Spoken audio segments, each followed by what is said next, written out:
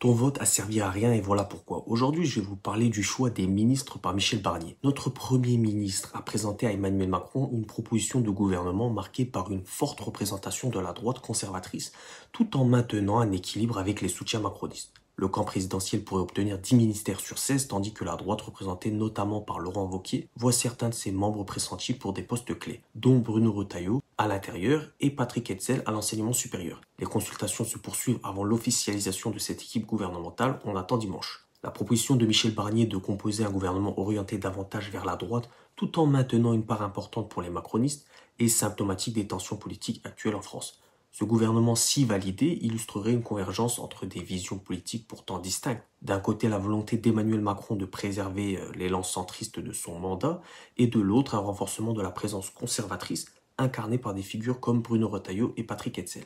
Le retour de cette droite conservatrice à des postes clés tels que l'intérieur ou l'enseignement supérieur interroge. Retailleau en particulier est connu pour ses positions rigides sur la sécurité et l'immigration, ce qui pourrait annoncer un virage sécuritaire. De même, Patrick Hetzel, farouche opposant à la constitutionnalisation de l'IVG et au mariage pour tous, pourrait soulever des inquiétudes quant à l'évolution des droits sociétaux sous ce nouveau gouvernement. Ce remaniement reflète aussi une tentative de concilier des forces politiques disparates, avec un équilibre délicat entre la droite dure, incarnée par Laurent Wauquiez, et les modérés de la Macronie. Si cette alliance peut offrir une stabilité apparente, elle pose la question de la cohérence idéologique du gouvernement à venir. L'opposition probable de personnalités comme Darmanin, écartées du Quai d'Orsay, témoigne des rivalités internes. On attend de voir dimanche et on en reparlera à ce moment-là. Bref, dites-moi ce que vous en pensez en commentaire.